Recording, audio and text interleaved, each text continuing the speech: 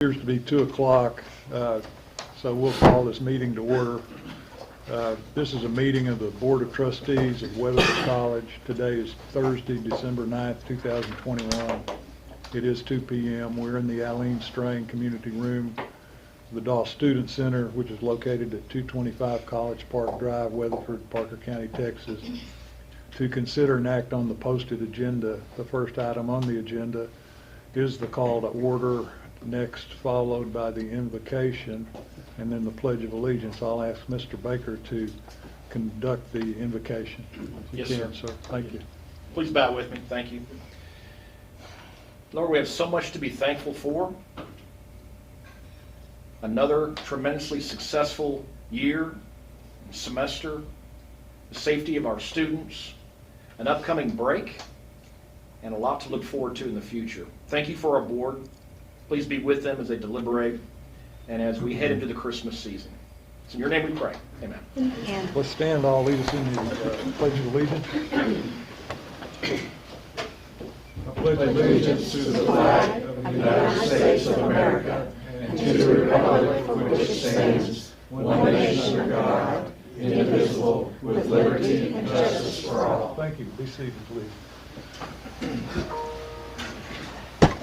Agenda item number 2, public comment. Ms. Worley, how are we on that? We have none. Thank you, ma'am. Agenda item number 3, President's Report. Dr. Farmer. Thank you, Mr. Chairman. Mr. Chairman and members of the Weatherford College Board of Trustees, I would like to give a few brief recognitions and employee notices. Recognitions. Congratulations to Dr. Philip Matthew on the publication of his new book, Finding Leo, Servant Leadership as Paradigm, Power, and Possibility. Dr. Matthew recently presented his book and led a discussion at a Dean's Forum. We are very proud of both Dr. Matthew and our new Organizational Leadership Bachelor's Degree program. We were recently honored to host President Nichols and his family. President Nichols served Weatherford College from 1966 to 1970 and led the campus move from the old Main location to the current Hilltop location. The vision of he and his board made all current success possible. Our beautiful new Emerging Technologies and Workforce building is nearing completion and remains on time and under budget. We will have a soft opening in January and a public open house later in the spring. The new parking lot will be ready at the beginning of the spring semester. Employee notices. DMAC Local requires the college president to provide the names of contract employees that have resigned since the last board meeting. Ryan Dickerson, the coordinator of student life, has resigned effective 11/30/2021. We thank Ryan for his service and wish him the very best in future endeavors. Trustees, each of you have been provided with a governing board member training record, and I am pleased to report that all trustees are up to date on their required training. Mr. Chairman, that concludes the President's report. Thank you, Dr. Farmer. Any questions or comments concerning the report? If not, we'll move to agenda item number 4, consent agenda, financial reports. Are there any questions or comments about that posted matter? If not, is there a motion to approve the consent agenda and financial reports? I so move. Second on that? Second. Motion second. All in favor say aye. Aye. That's approved. Thank you.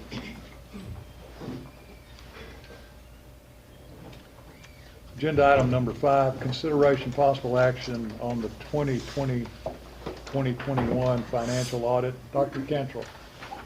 Very pleased to have Garrett Williams with us today, Kathy Williams, and Reba Long. And I'll turn it over to these Very ladies. good. I'm not sure, I don't know if they'll want me to stand here, where would you like, wherever, okay. If you don't mind, I'm gonna borrow the corner of your table.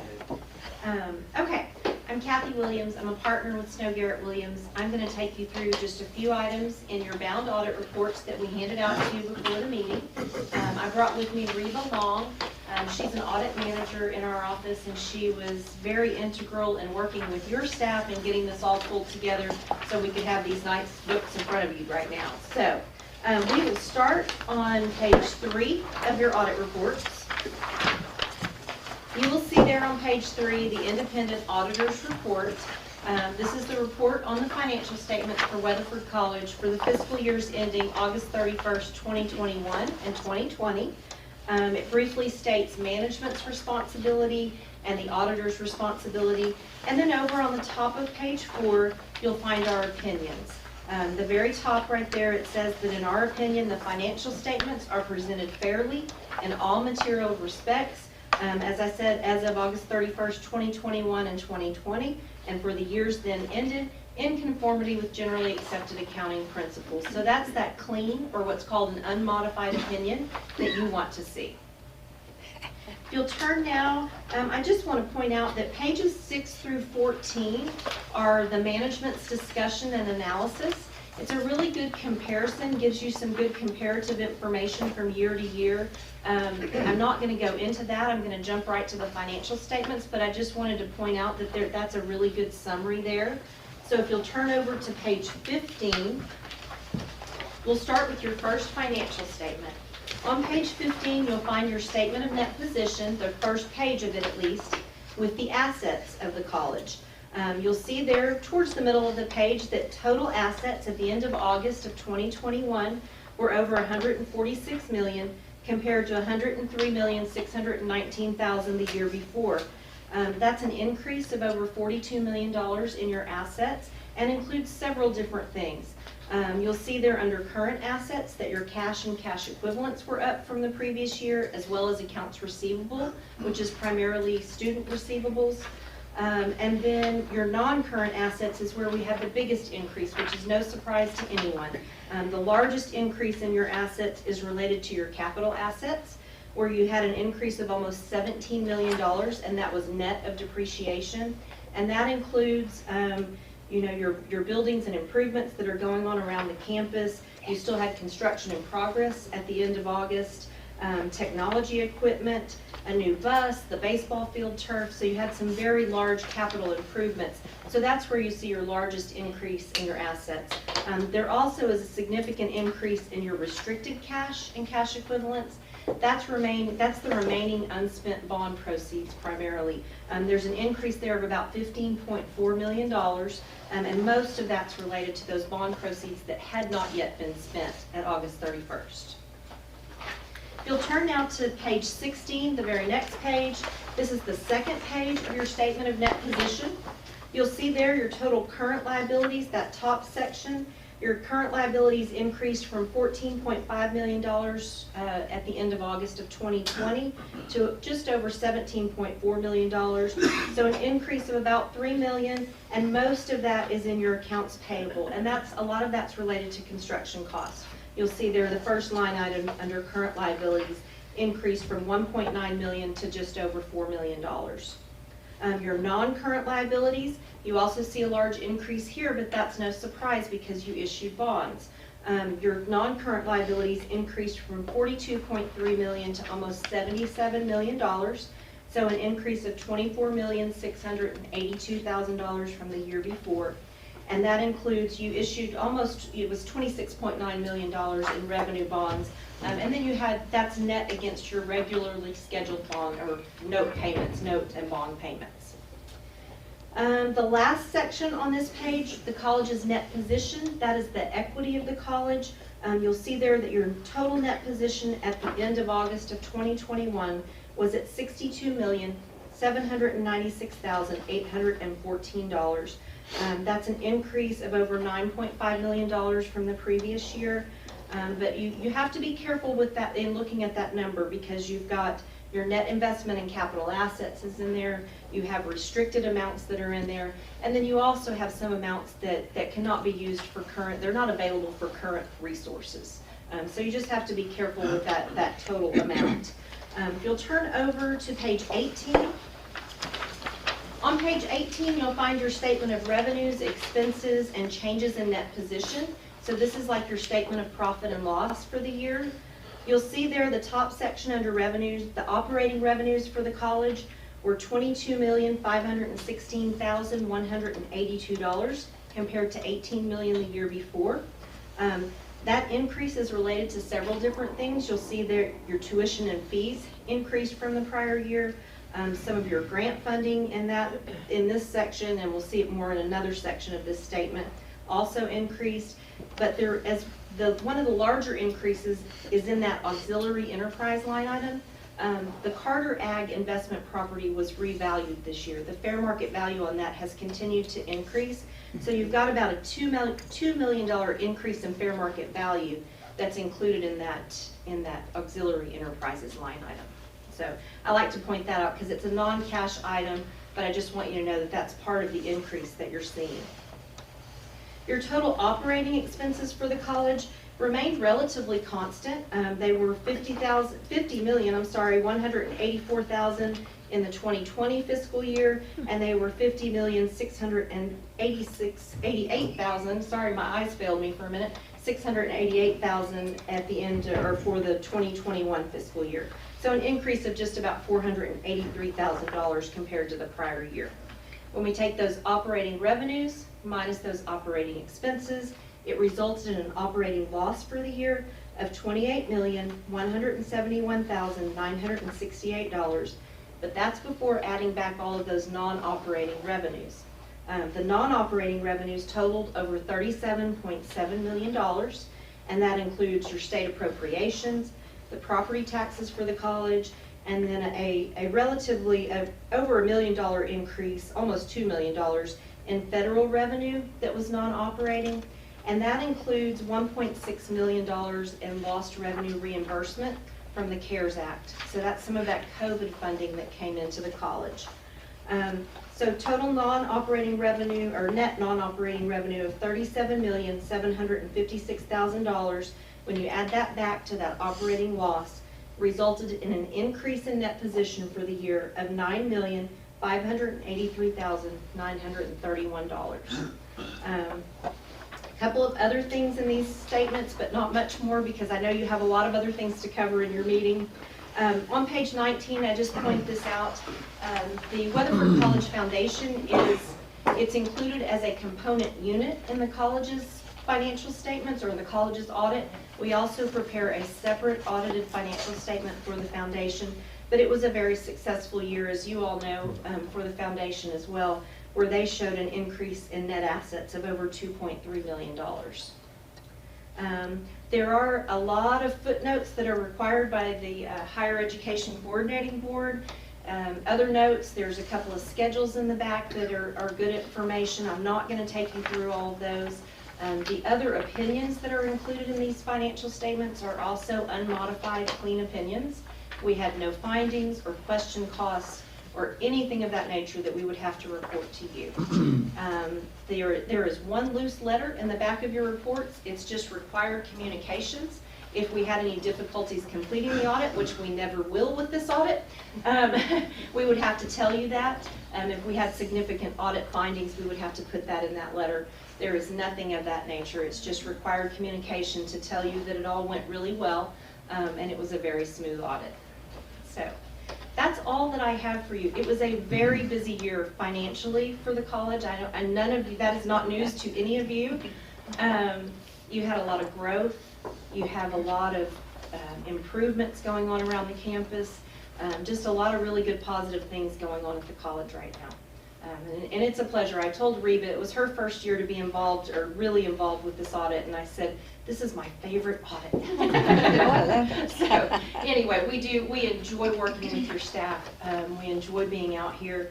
We like to, sometimes Dr. Cantrell will call me and ask me a question, and we want to be that kind of auditor that if you have a question during the year, we can talk about things and work through them.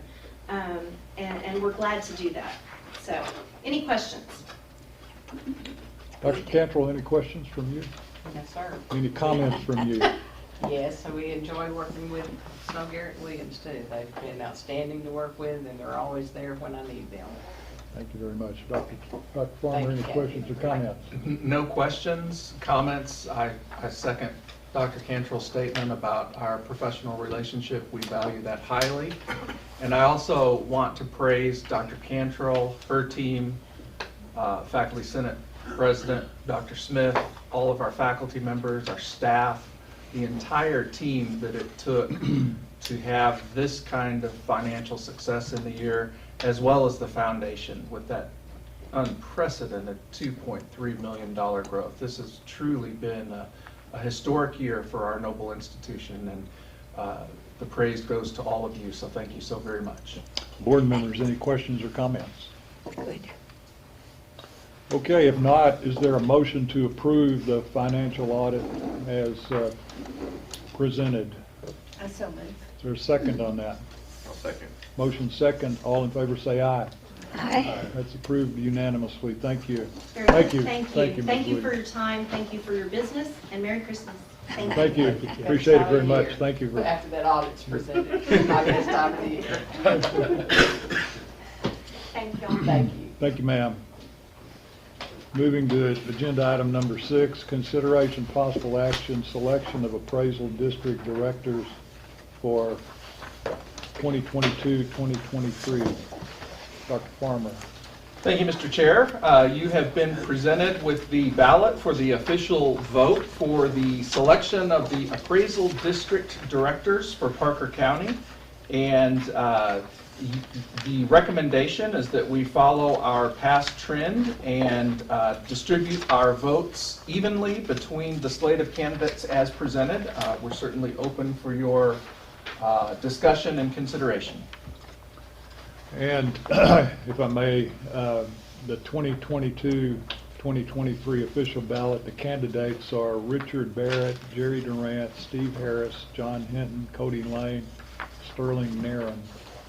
And are there any questions or comments about that slate and the explanation that Dr. Farmer has just given us about what we normally do? Well, if that's the situation, I would tell you that I think the motion would be based on a resolution electing candidates for the Parker County Appraisal District Board of Directors, and it would be stated as, whereas an election is to be held whereby all taxing units of Parker County, Texas entitled to vote will cast ballots for the election of the Board of Directors for the Parker County Appraisal District of Parker County, Texas for a period of 2 years beginning January 1, 2022.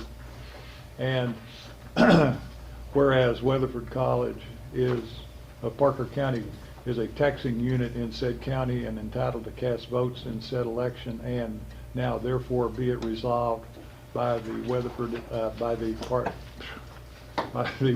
College Board of Trustees that the votes of said taxing unit be cast as follows. And the candidates would be the ones that I just read, and I'll read again: Richard Barrett, Jerry Durant, Steve Harris, John Hinton, Cody Lane, Sterling Narron. We would put those names down. We would split our votes cast and divide by 6.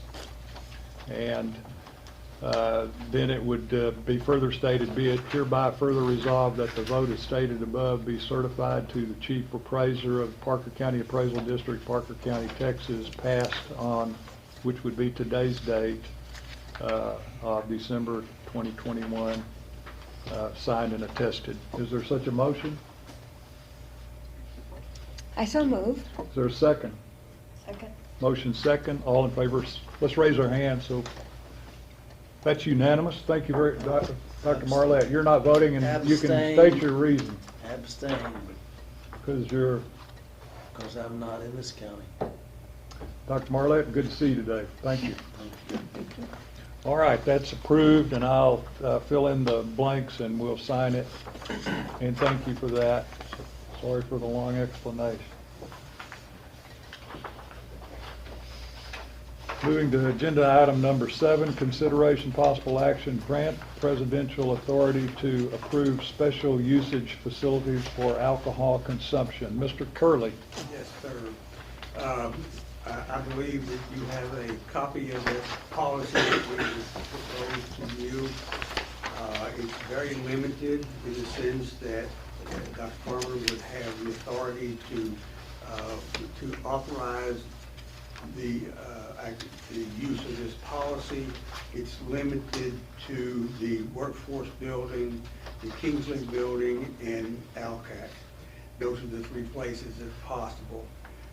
In my conversations with Dr. Farmer, he tells me that it's his intention to go with alcohol, go with wine only and make it very limited.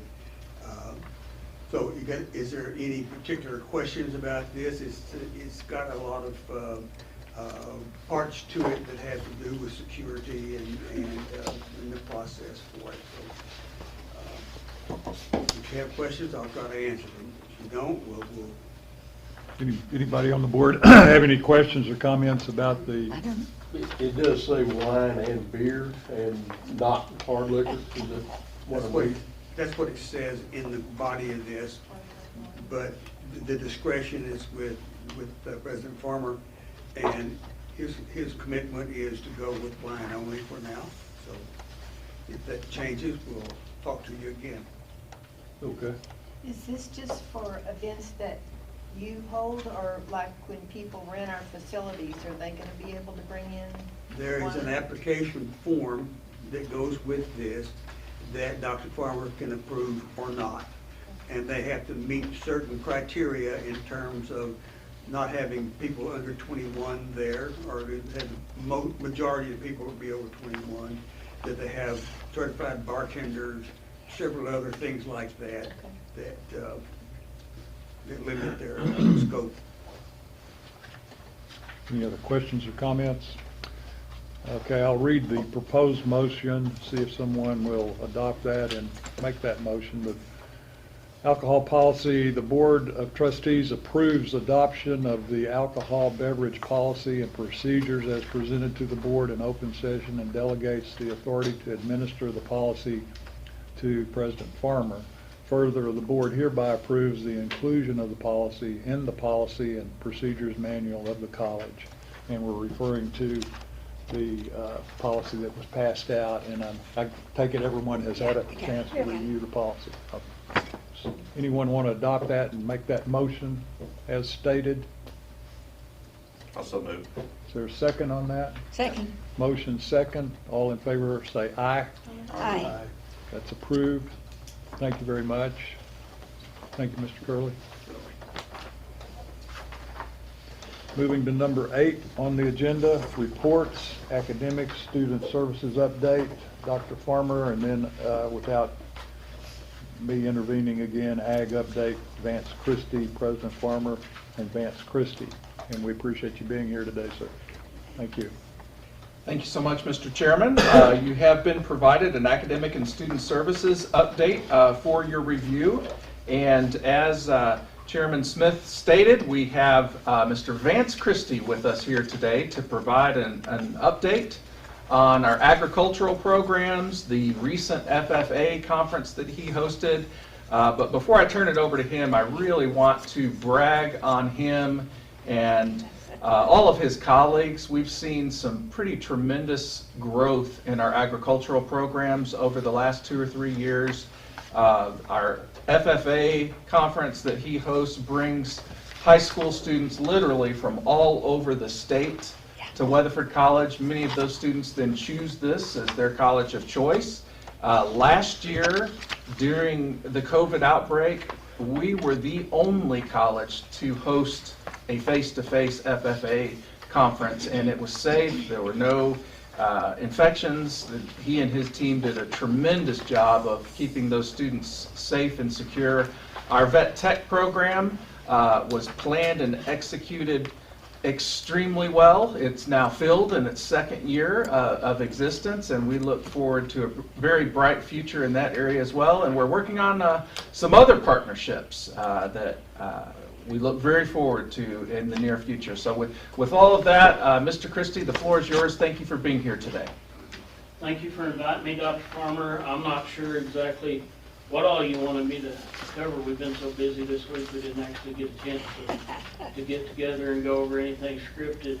A couple of things to elaborate on what he pointed out. We are seeing quite a bit of growth, and post-COVID, I think that's, considering the majority of our programs face-to-face, that's not a trend we're seeing in all of our other academic areas. So to have students wanting to get here face-to-face versus online or hybrid options, and see the growth that we saw this year I thought was kind of a neat situation. We were up about 20 students, give or take, in our transfer ag program, and we're up 5 or 6 in the equine program, and we would have been up more than that, but because of size of classes and the hands-on classes and the fact that I'm the only faculty member that can teach those courses, it limits us. We ended up having to split the equine behavior and training class into 2 sections this year to where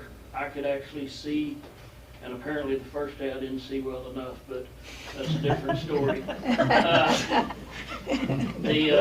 But anyway, split them up into 2 sections to where it improved the safety for the students and the horses. We had traditionally set it at 12 students in the cap in that class. We had the demand, we could have went up to 22.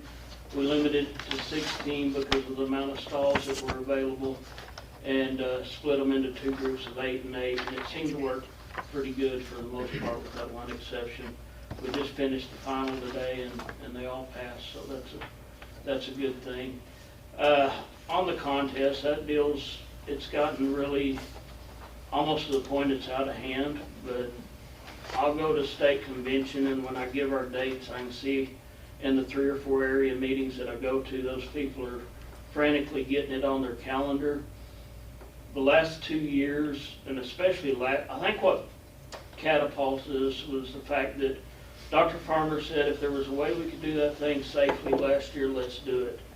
And we were the only one in the state that, as he mentioned, that had an invitational contest that was face-to-face, and those teachers did not like the virtual contest at all. It didn't go over well, so they appreciated that. This year, whenever we opened registration, all of the contests were full but one. We opened on a Wednesday or Thursday. The following Monday when I checked, they were all maxed out, and in 1 or 2 of the areas we had about 14 teams on the waiting list at that point. And this was the first year that we actually had to turn teams down in a couple of the rooms, which is fine. Those of you, there's several of you either currently on the board or on previous boards that have helped with that. We appreciate that. Y'all understand that the reason they keep coming back to this one is the fact that we give better feedback and we have better judges in the room than our counterparts that are offering it. And I hear that all the time.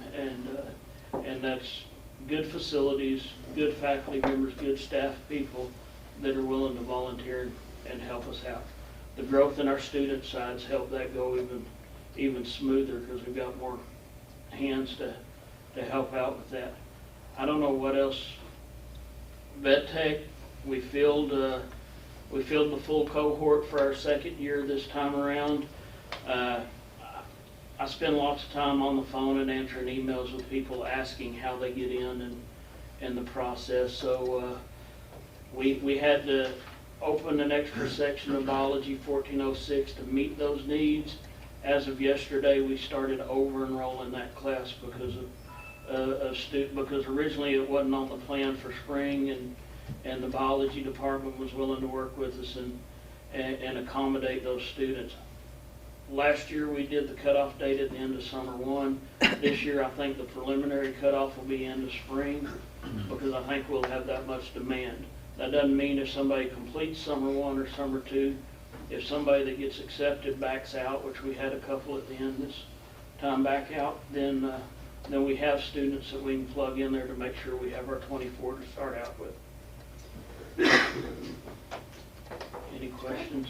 Mr. Christie, I think that it's so nice of you to come today and give your report, and it's a pleasure to see you here. I think this is the first time I've seen you here to report to the board. Am I right? I've done a report earlier, but I cannot remember how long. Post spring of 2020, I don't know. Yeah. It's all a blur before that. You've been drinking out of the fire hose. I wish I could remember prior to that. It's okay. Well, anyway, we appreciate it. Any questions or comments from the board? Yes. Earlier in what you were saying, you mentioned something and perhaps I misunderstood. You said there was a, you suggested, I thought you suggested that there was a limiting factor due to the lack of certified instructors. Did you say that? The situation is in the equine program, I'm sharing faculty duties with an adjunct. She does an excellent job in our science and our business courses. She is very competitive on the amateur and non-pro circuit, so she cannot teach the hands-on portion of the course for me. So the classes that would potentially affect her and bump her into pro status, that's more of our limiting factor than anything on that currently. Not the lack of instructors. No, sir. Any other questions or comments? Just want to thank you for all you do. I just hear great things in the community, and the vets I work with are really excited about it, so thank you very much. We're getting there. Yeah, you are. Thank you, I appreciate that. Dr. Farmer? I'd like to echo Trustee McAnally's comments and also share that many of our rodeo students enroll in those agricultural classes, and as you know, our rodeo program continues to excel. So those students are being highly successful both in the classroom and on the competition surfaces. So job well done. Thank you. Thank you, sir. Thanks again, Mr. Christie. There's no action needed or requested here that I'm aware of. Am I correct? All right. Correct, sir. We'll move to agenda item number 9, announcements. Mr. Baker? Yes, sir. You notice in your packet a list of upcoming events. We're getting to the home stretch. You know that tonight we have our annual employee awards dinner, and I know that we have at least a couple of board members there tonight, and we're glad you're going to be able to make it. Tomorrow night, Chamber Ensemble at the Alcac Fine Arts Center. This is piano and strings. Beautiful music tomorrow night at 7:30. Multiple basketball games between now and the next time we meet, and we're getting close to conference play there in basketball after the Christmas holiday. And then, of course, Monday is our grand opening of the Nan and Bob Kingsley building. And we'd love to see you all there and celebrate with us. We'll have a ribbon cutting toward the beginning of that around 4 o'clock. And we'd love to have the board right there in the middle of that photo that afternoon. That is this coming Monday. Thank you. Anything else? Any questions or comments? 4 o'clock. Yes, ma'am.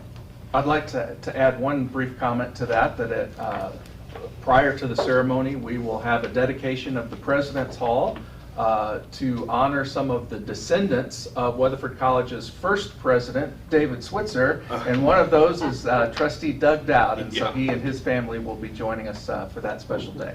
Great. That's really neat. That's good. Thank you so much. Okay, anything else on that item? If not, we'll move to number 10, closed session as posted. And my time that I'm seeing is 2:33 or 4. So at this time, we'll close this session and go into closed session. We'll open the session up after we get through with that session. We're adjourned at this point. Thank you.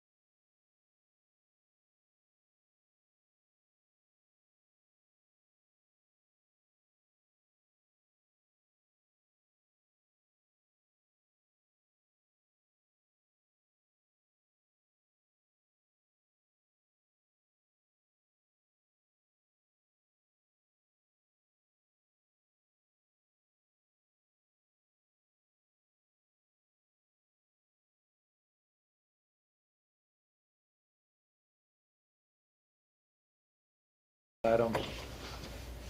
We'll move to number 11, consideration, possible action of real property, and we have several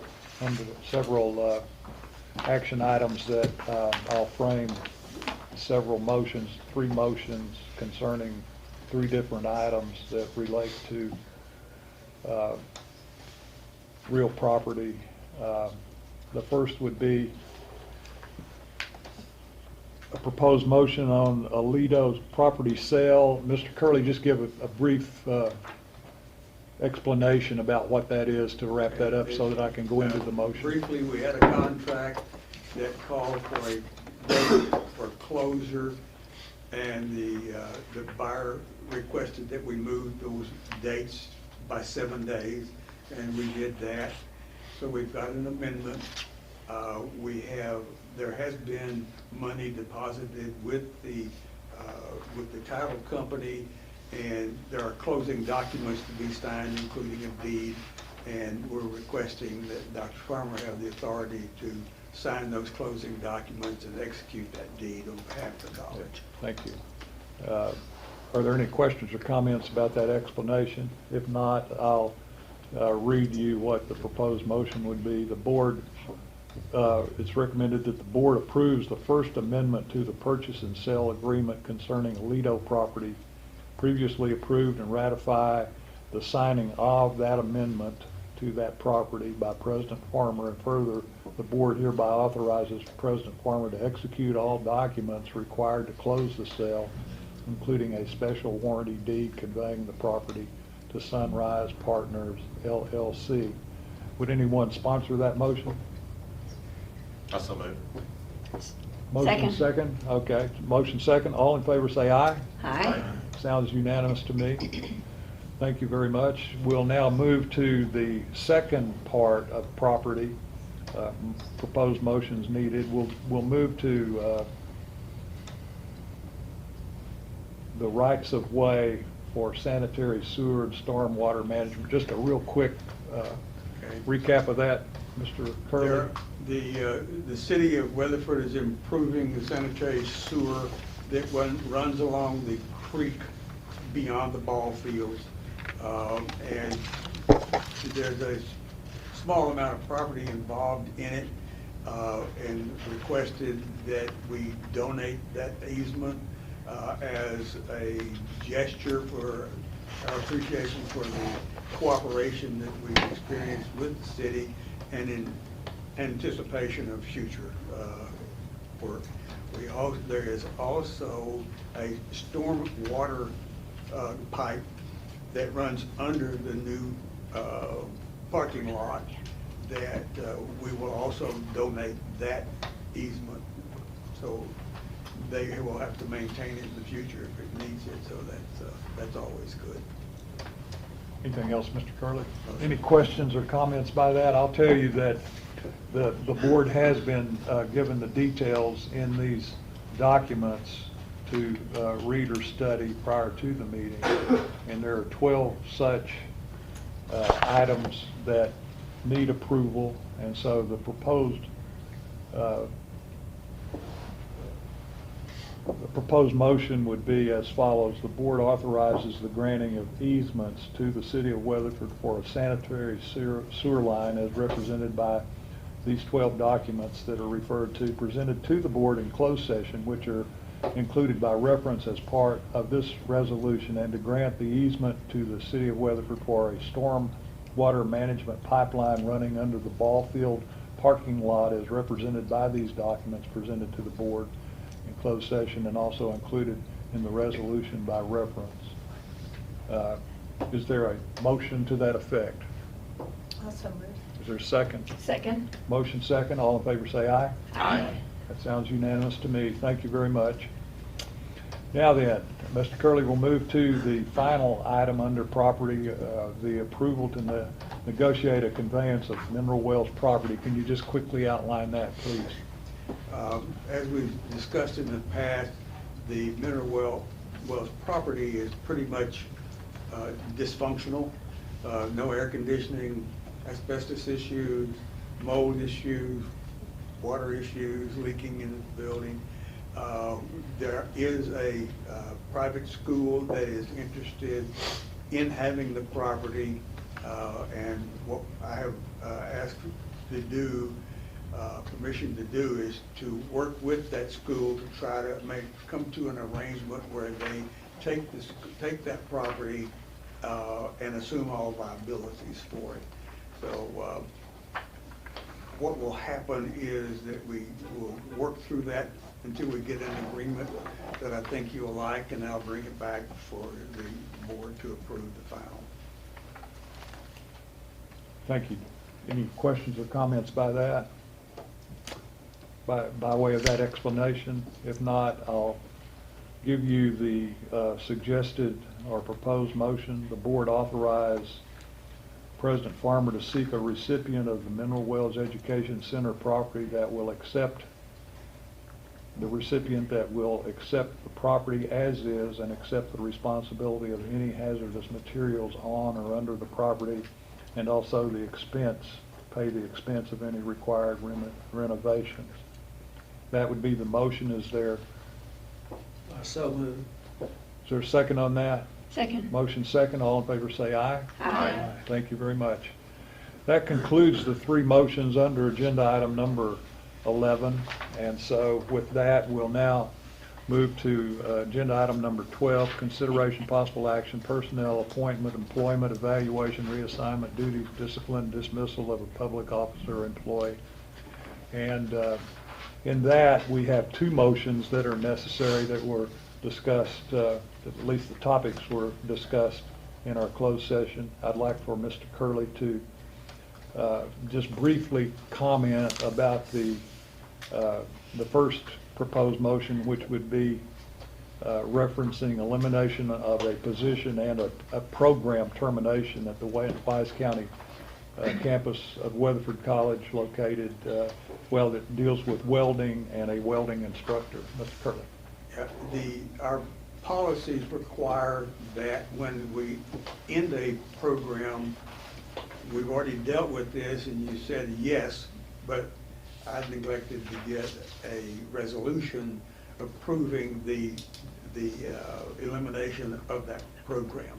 So we need a resolution sort of ratifying the fact that we've already eliminated it. So, Okay. Are there any questions or comments? If not, the proposed motion on the Wise County program and the individual would be: the board approves the elimination of the position of welding instructor at Weatherford College, Wise County, previously held by Mr. Jeffrey Langston, and sending a letter of notification to Mr. Langston by President Farmer presented to the board in the closed session, and also the program termination. yes, sir. That would be the proposed motion. Is there anyone that would like to make that motion? I so move. We have several who have made the motion, which I We wanna get it appreciate. done. Is there a second? Second. Thank you. Motion second. All in favor say aye. Aye. Thank you so much. Now move to number 12 again, which is an item under the posted agenda. This has to do with authorization of engaging Huckabee, an architect firm, to design a new resident hall in accordance with the proposal presented to the board in closed session. Can you outline that very briefly, Mr. Curley? This is an engagement that's very similar to the one that we had with Huckabee for the workforce building and various other projects, including the parking lot. And this will authorize us to engage them to begin the design process. They'll design it, they'll estimate its cost, and then they will assist us in the selection of a contractor, and then they will manage the project going forward under a fairly standard process for architectural oversight of construction. Thank you, Mr. Curley. Is there any questions or comments about that? The proposed, is it? Okay, thank you. The proposed motion would be, does the board authorize President Farmer to engage the Huckabee architect firm to design a new resident hall for Weatherford College in accordance with the proposal presented to the board in closed session. Is there such a motion? So moved. Motion, and is there a second? Second. Motion second. All in favor say aye. Aye. Thank you so much. That's approved. Thank you. Really appreciate the hard work by this board, and especially today. This has been a big agenda, and everybody has really done a great job. I appreciate that so much. We're moving now to the last agenda item, number 13, adjournment. Is there a motion to adjourn? I so move. Is there a second? Second. Motion second. All in favor say aye. Aye. We're adjourned. Thank you. What do you want to do? Well, there you go.